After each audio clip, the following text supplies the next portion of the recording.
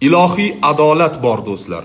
Yaratgan eng ojiz jonzotini haqini bandasida qoldirmayapti. Mana shu videoda ko'rganingiz kabi, sizning ham haqingiz hech kimda qolmaydi. Siz birovdan juda ham xafasiz, ko'nglingiz og'rigan, ranjigansiz, sizga aytmagan gap qolmagan yoki sizga ko'rsatmagan jabru jafosi qolmagan. Shunchaki o'ziga topshiring, o'ziga havola qiling.